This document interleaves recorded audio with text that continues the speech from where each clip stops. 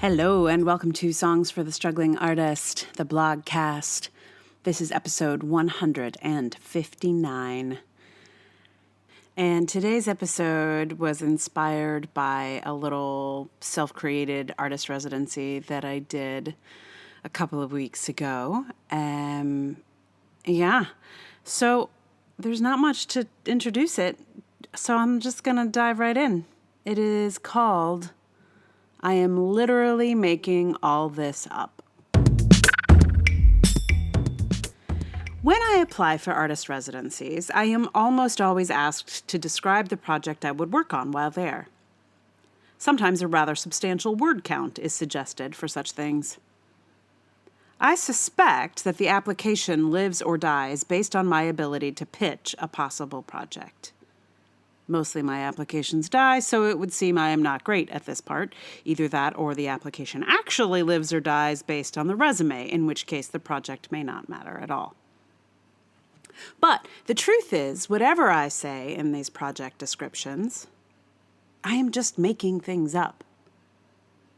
When I say I'm going to work on my witch hysteria play and then list all the things I'm going to be doing, all those things are things I made up as I wrote the application.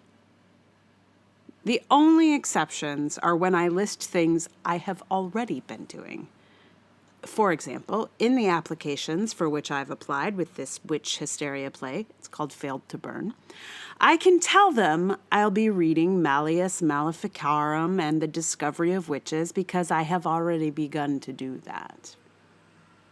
I've been applying with this play everywhere, not because it's my top choice for development, but because I think I have a decent pitch for it. And that pitch is not one I have to make up anew. As I write this, I am in the middle of one of my DIY writer's retreats. My friend offered me her house for the week, so I happily arrived without a single plan for what I would work on. I've recently finished several projects, so it wasn't clear at first what I was ready to dive into. I'm on the wait list for a residency where I said I'd work on Failed to Burn, so I'm keeping that project in reserve, just in case. That left me with 5 to 6 projects in various stages of abandonment. They were all equally sticky, tricky, and in dire need of the gift of dedicated time. How to choose?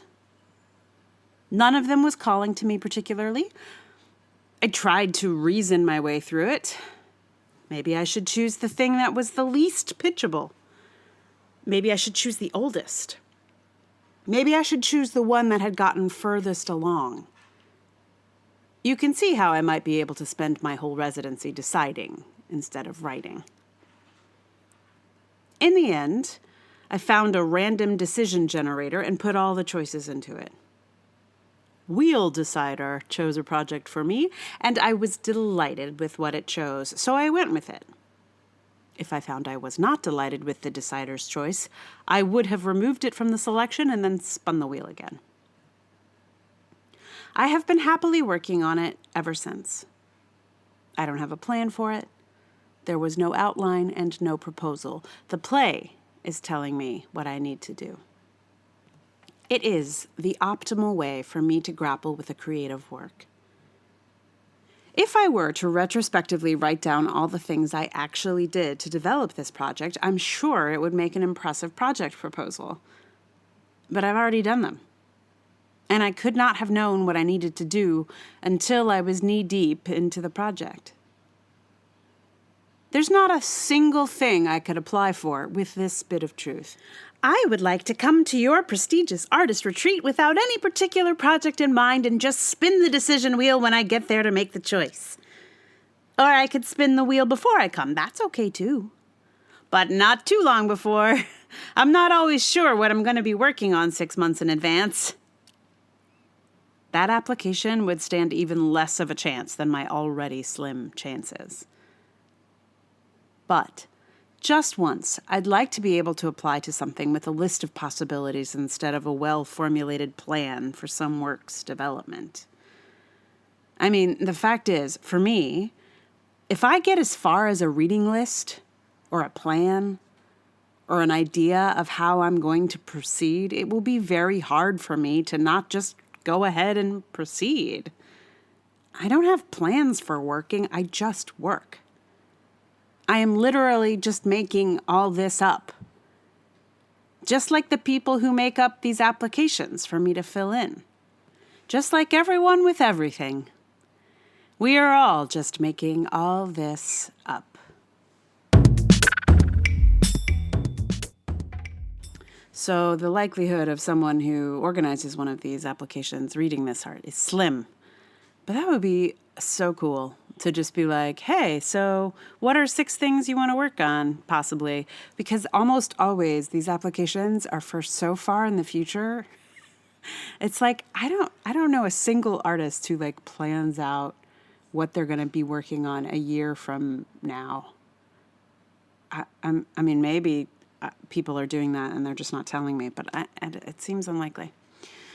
Yeah, so a list would be ideal. Here are some things I will possibly be working on a year from now. That feels much more realistic to me. So what I ended up working on my do-it-yourself residency was a play about Knossos, the Palace of Minos in Greece on the island of Crete. It's a play about the sort of excavation of that site, and so far, so I wrote a play about that, and it's not great. So now I've been doing a bunch of research, and now I have no idea how to write the play that's in my mind, but that I think means that it will be a better play once I solve those kinds of problems. Anyway, so I've been deep down in the researches of Crete and Knossos and archaeology and excavation. Here are some things that if you are interested, check them out, because I was like, I cannot believe I did not know about this before. Number 1, Harriet Boyd was an archaeologist, a lady archaeologist, by the way, in case you hadn't worked it out by her name. But she, in 1902, basically, it's either 02 or 03, I can't remember which, excavated a whole town, a whole Minoan town in Crete, by herself. Not by herself, obviously, but she led the excavation. She's like this American archaeologist who basically hired 100 guys to dig for her, and found this whole town. And her whole story is amazing. She was a nurse, also not professionally. She just did a bunch of war nursing. That was her specialty. She is a fascinating person. So I did not know about her before, and she's amazing. The other thing I would recommend checking out is what happened in World War II in Crete. There's some intense war stories in Crete, and I'm not really into war stories, I gotta say. So this is very specific to what I'm particularly looking at for this play. But I watched this documentary called The 11th Day, which is about what happened on the basically attack on Crete, and it's remarkable. It's really remarkable because men, women, and children fought the Nazis in Crete, like hardcore. I'm reading this book now called Kidnap in Crete, which is about the kidnapping of a Nazi general during the occupation. And the first kill of the book is first there's this very hoity-toity British soldier soldier there. He's ready to go do his killing job, and then he sees this Nazi paratrooper basically looking like he's just getting pulled over the wall, like he's about to go get him, but he gets pulled over the wall, and he goes around to see what's going on, and it's this middle-aged Cretan woman who's just going at him. She's just like a regular person who's like, there's a Nazi, he's mine. It's intense, and I don't know. It feels like it's good to read about kind of the civilian resistance to a really brutal occupation. I feel like it's so extreme that it makes me feel better about the, just bad stuff that's happening in my country.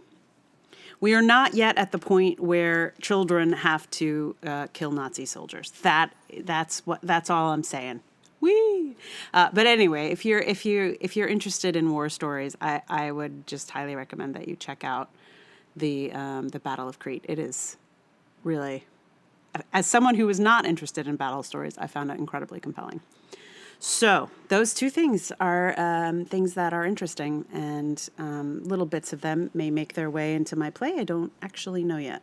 We're still figuring that out. Maybe I'll put that in my plan for any future proposals for this play. So for the song today, I figured because this blog is called I'm Literally Making All of This Up, I should probably give you a song I made up. And this one is pretty old. I never recorded it because it was sort of past. There's this whole phase where I was writing a lot of songs but not recording any of them, and not kind of, I don't know, it wasn't really part of what I was doing. But they were sort of part of my repertoire, like if I were playing out, which I wasn't doing a lot of, but a little. They, like, people might know them, who might have come to those gigs, one of the 4 or 5 people who would have come to those gigs. But yeah, it sort of was part of my singer-songwriter repertoire for that brief period where I was going around as a solo artist. So, so it's never been recorded before, so I thought I'd give it a try and see how it goes. This one is weirdly hard to record. As I record me talking to you about it, I have not yet recorded it, although I know I have tried in the past. So I'm not sure how it's going to go. The tricky thing is, it's sort of basically a bass line, and sometimes I'm playing like a rhythm as I'm playing the bass line, like on the body of the guitar, and it doesn't sound great in recordings. So I don't know yet whether I will decide to try and play it without that rhythm, or whether it will have somehow worked itself out and sound much better than the last time I tried to record this. The mystery will only be solved if you continue to listen to this podcast, and you'll hear which one I went with. So it is called You Got Me, and I probably wrote this song 15 years ago, 12 years ago, I don't know, a while ago. Maybe even longer. I don't know. I'd have to do some detective work. So, you know when it was? It was sometime around the blackout, the big New York blackout. And I can tell you that it was in August, but I don't remember what year that was. Anyway, sometime around then. If you would like to support the podcast, that would be amazing. First thing to do would be tell a friend, retweet, share, whatever. All of those things are much appreciated. Other things to do are to join my mailing list, emilyrainbowdavis.com, and you can provide some financial support for this thing, which would be amazing. Places to do that are PayPal, Struggling Artist on PayPal, Emily R. Davis on Ko-fi, or you can become my patron on Patreon. And those are all places to go, and they are all listed in the show notes if you want to check those out there. Links should be there on whatever your app is. I know they show up totally differently in different apps. Like, it looks great on Anchor, and then like I recently saw it like all smushed up in, I think, on Stitcher maybe, and I was like, oh, yeesh. It's like just one big block of text. So I realize that they may not be super easy to find in whatever app you're looking at. But they are still there. So if you need a link, there you are. That's all. And here, for your listening pleasure, is You Got Me.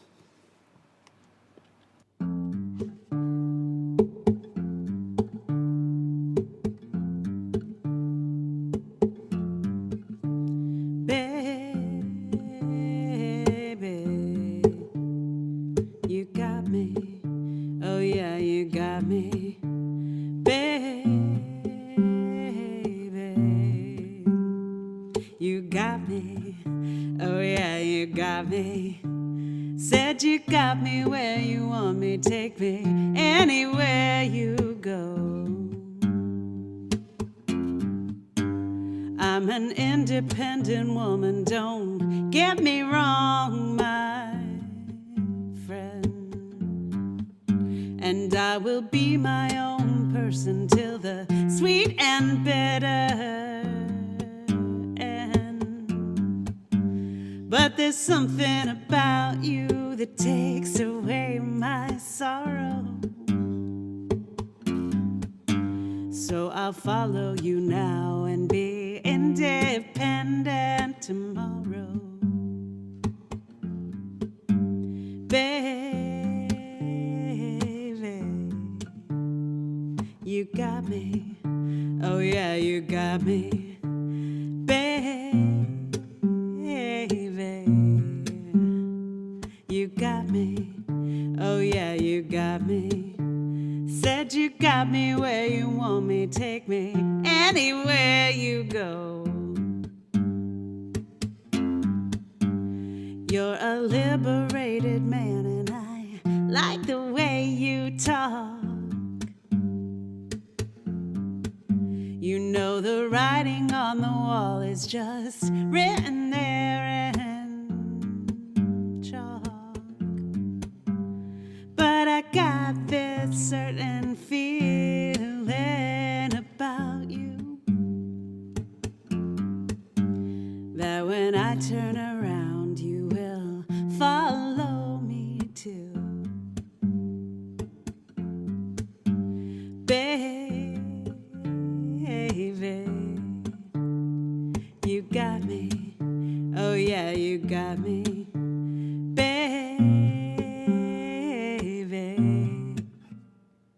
You got me, oh yeah, you got me.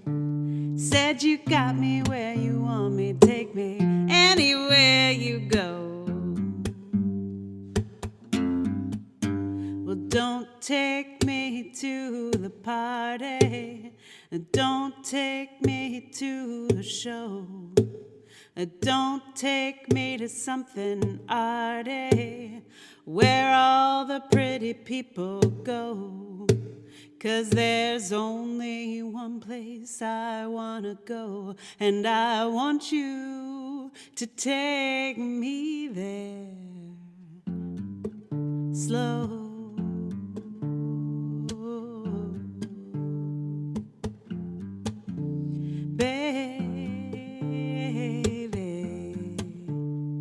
You got me, yeah, you got me, baby. You got me, oh yeah, you got me. Said you got me where you want me, take me anywhere you go. Said you got me where you want me, take me anywhere you